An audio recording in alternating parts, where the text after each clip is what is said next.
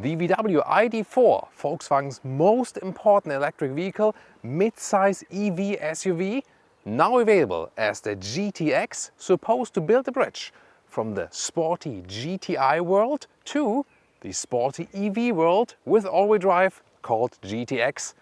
Here today on Autogefuehl. I'm Thomas, and of course I want to find out how sporty is it really and how capable is it. Also comparing it to the recent platform siblings, the Audi Q4 e-tron and also the Skoda Enyaq. They share the very same platform. Another competitor would be the Ford Mustang Mach-E. Of course also the Tesla Model Y. So fierce competitors here for the VW ID.4. And as the GTX version, it has a sporty appearance. Here in the lower area, a new black mesh grille. So that looks quite fancy. Overall definitely sport look, and that's why I also picked the red today. Again, for that bridge between GTI and the electric GTX. Light signature here. The strip goes all the way to the main headlamps. Beautifully done. And the matrix LED are included here in the GTX model. 4.58 meters or 180 inches is the length here of the ID.4. And the GTX here, this version, all-wheel drive model, starts with 20-inch wheels. Optional these 21-inch wheels, the biggest one available.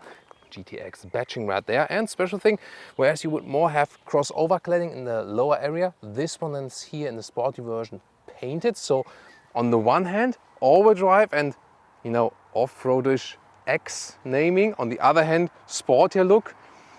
Does it work together? Well, I mean, just look at it, I think it works well. However, you still have this kind of van style atmosphere, short hood there, but that also makes this electric platform so good on the inside. Not too long, but a lot of space on the inside. Then interesting, the main electric motor is the rear one. That's the bigger one, has more horsepower output and is mostly rear-wheel driven, is a rear-wheel driven platform. And on acceleration peaks, also the front motor then, the additional one here, is being used. But as soon as you stop accelerating, it's once again mainly the rear electric motor.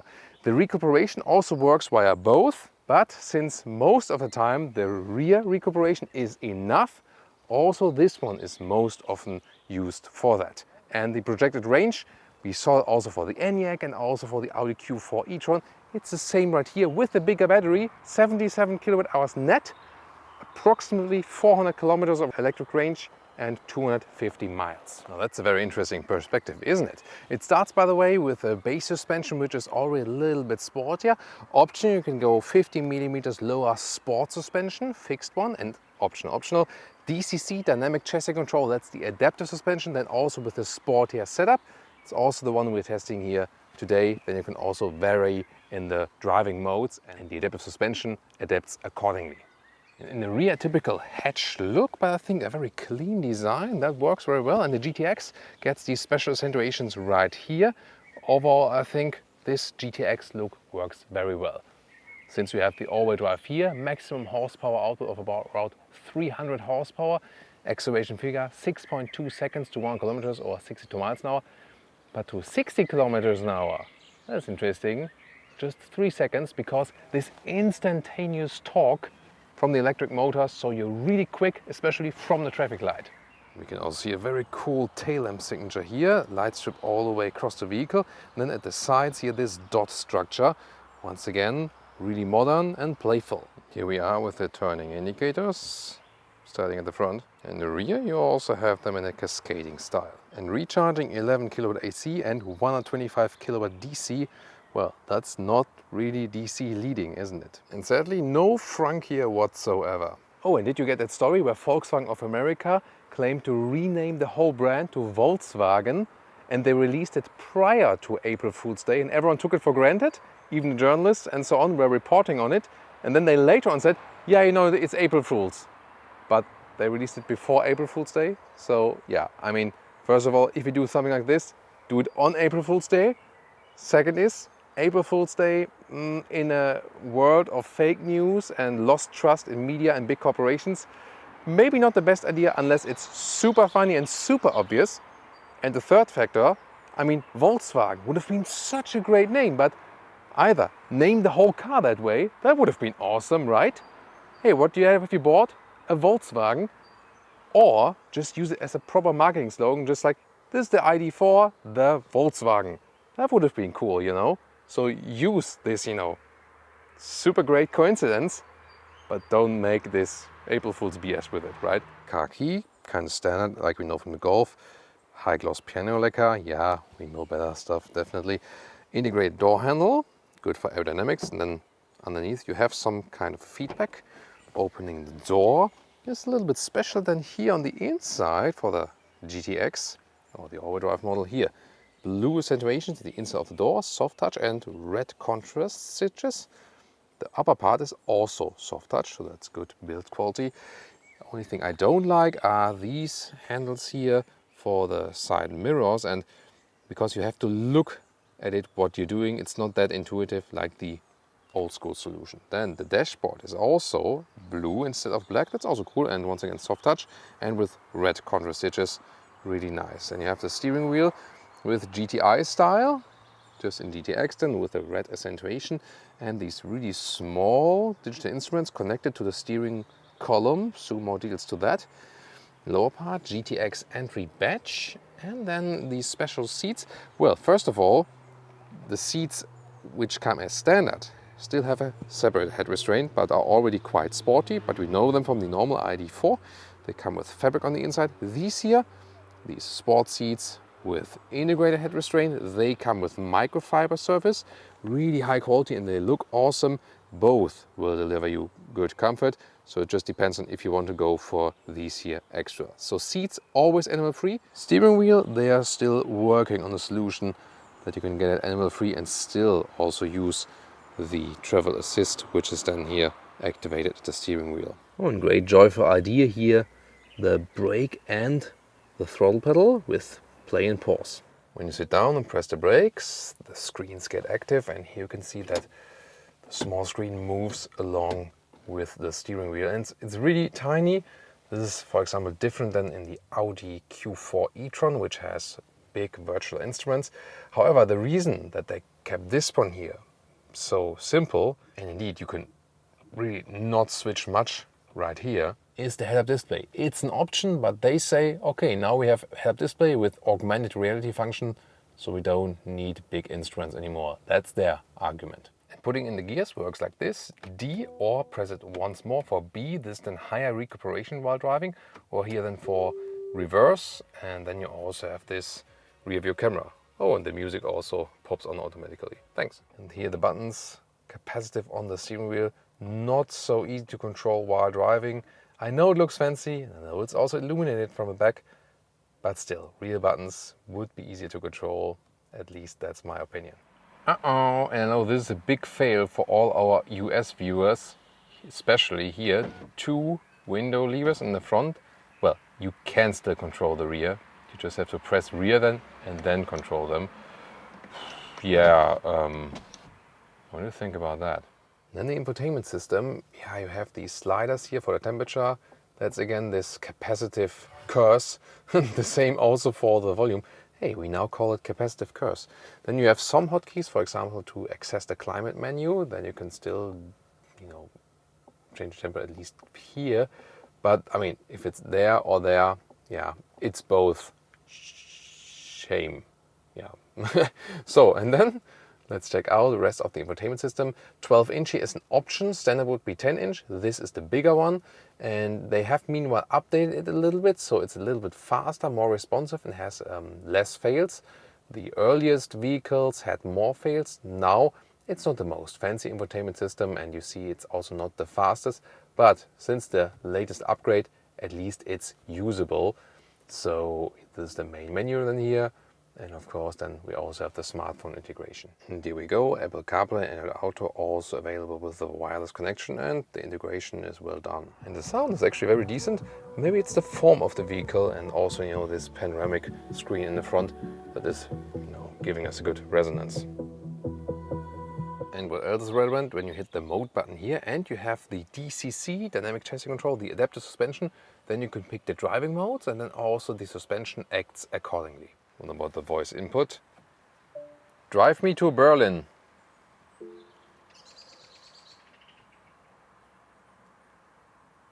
That takes a while. Sorry, this is not currently possible. Please try again later. Okay, why? Middle console offers space for things and drinks. Here more things and here more drinks. And no, that's not a wine bottle, that's a water bottle actually, but in a wine niche style. Okay, and in here, smartphone, inductive charging, or then 2 USB-C supplies. And the cool thing is here for van style traveling atmosphere, you have adjustable armrests. And one more look at the cockpit overview. Styling wise, really clean. That's cool. However, the Audi Q4 e-tron is a little bit more exclusive and higher in the build quality. And also the Skoda Enyaq, for example, I think it's just a little bit fancier, especially in the interior. And my biggest criticism point here is definitely this piano lacquer use also at the dashboard. Yeah, that should come a little bit classier. Or what's your take on that? And one more look here for the GTX model, also the blue dashboard with the red contrast stitches on the passenger side. And here you can also see the ambient lighting. Put it to red here underneath this inserts, and then here also at the inside of the doors each. Seating position is upright, not too high though. I just recently drove the Audi Q4 e-tron. That one offers more like a higher SUV driving position. This one rather in a crossover style, but you could also just go higher with the seat. I mean, then you also get a more higher SUV seating position. That goes far, so that must look weird now, right? But yeah, let's move it down, y'all. So, and then the headroom with one with 86 or 6 with 1 is like this. That's actually quite substantial. Usually put it a little bit higher like this, so really cool. And I found myself, really comfortable here. It works both with the comfort seats and also with these optional sport seats. They are really very good. And one more capacitive curse, CC, here for the roof cover. But glad we have one, because otherwise it can get really hot inside here. Look at that, now it's all the way back and it's a huge panoramic screen. In some EVs you don't have the cover there, but here you can make it a little bit colder. What's cool in the rear, no middle tunnel, EV platform, temperature control, and also 2 USB-C chargers. Same nice microfiber materials, by the way, and here for the rear seats, if you pick that microfiber sport seats option. Here in this view, you can very well see the contrast between the blue and the black here. By the way, here, this is then hardpack at the rear doors, and getting inside is really easy. And there's a very good seating position here in the rear, so a lot of legroom left here. One means A6 and 6 with 1. Headroom, it's close actually. Yeah, but still works for tall adults. But it's really comfortable here, and you have a lot of room and comfort. Once again here, due to the lacking middle tunnel. So great view through the panoramic roof. It's actually very well usable. So especially considering the length of that vehicle here, you have a lot of space on the interior. And then you also have some armrests right here with cup holders, but they are not adaptive, and also a ski hatch is available. Trunk area is 540 liters up to 1,575 liters, or 19 cubic feet as we see it right now, up to 56 cubic feet. And the width, about 1 meter or 40 inches. And then you can also fold down the seats, and this is then the maximum setup. Well, these fellas are obviously very interested in our ID.4 GTX. Or is it just a shade? How sporty is the acceleration? Let's find out. Let's go.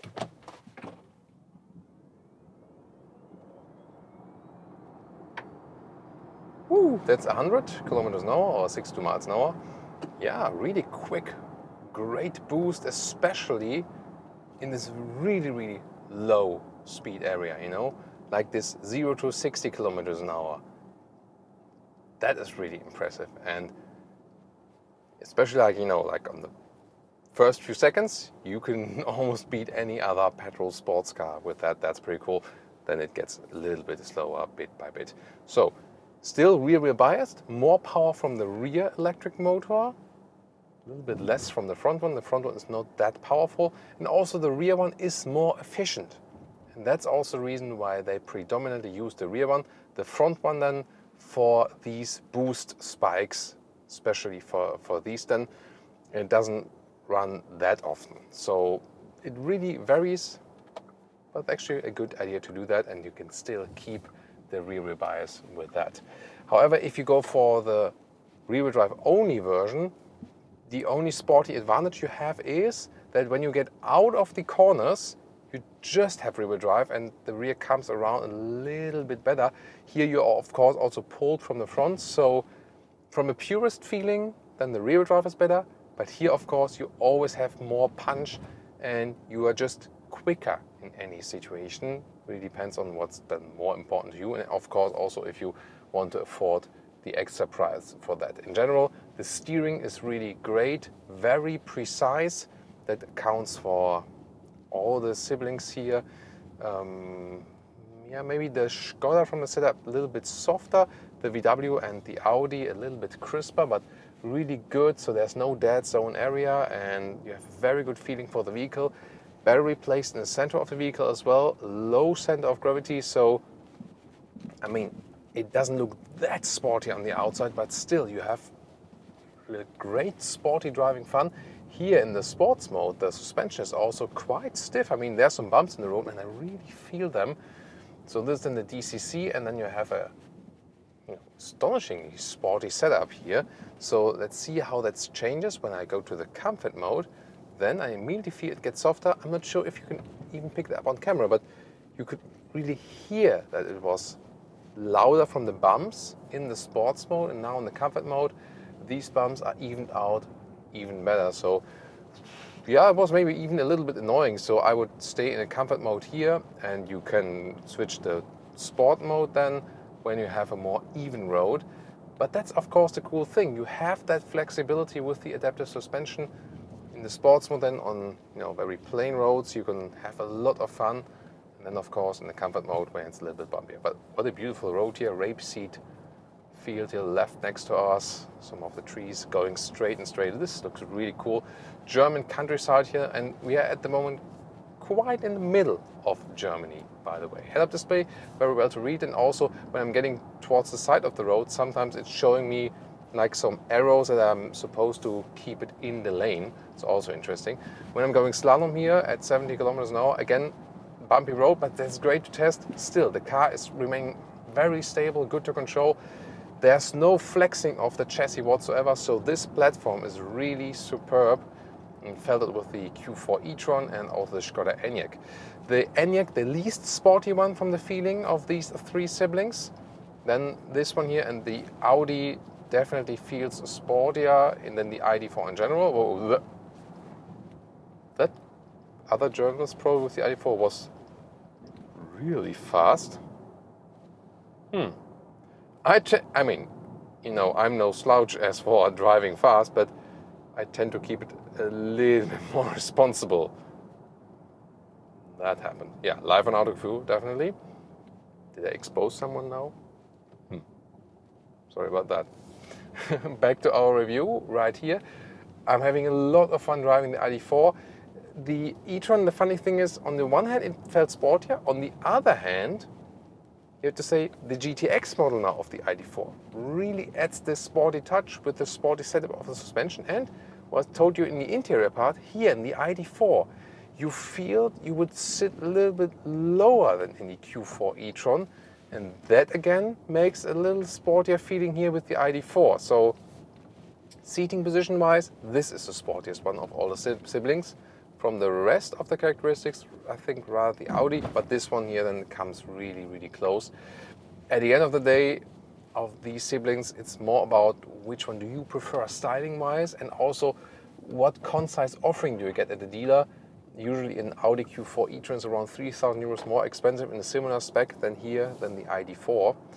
And here, by the way, when you go uphill, hitting the throttle, immediately there is acceleration, and wow, what great views we have here for you today.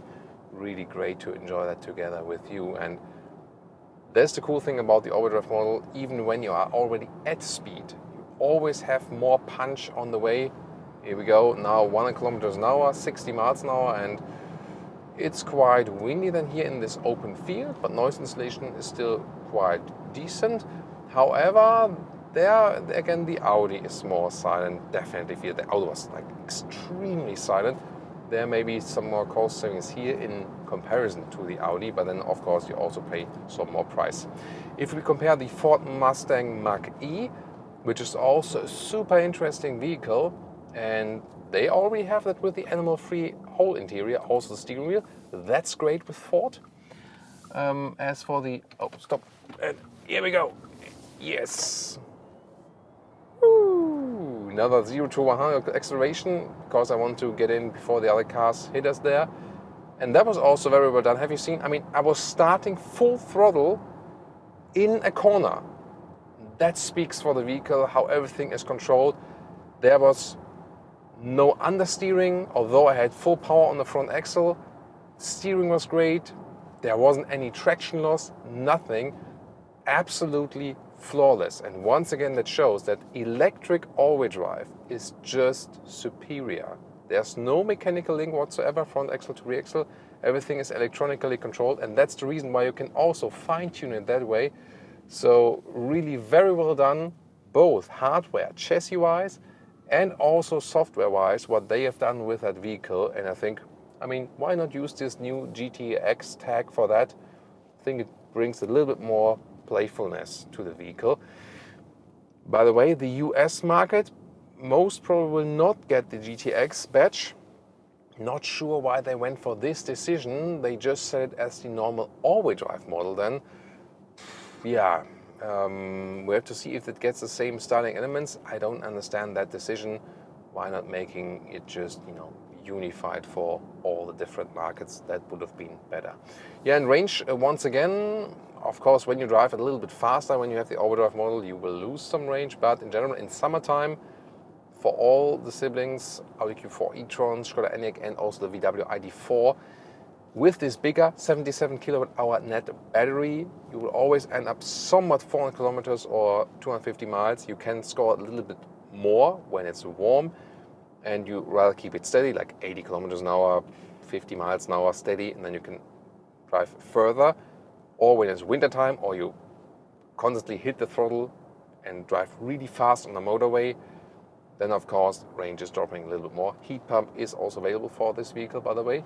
And the top speed, depending if you go for an ID.4 entry model, 160 kilometers an hour, or here the GTX, 180 kilometers an hour top speed. So definitely tune also into the Skoda Enyaq review, and also the Q4 e-tron, the Audi Q4 e-tron review, or also the Ford Mustang Mach-E. We also have this video here linked, or also you will always find links in the video description or the pinned comment.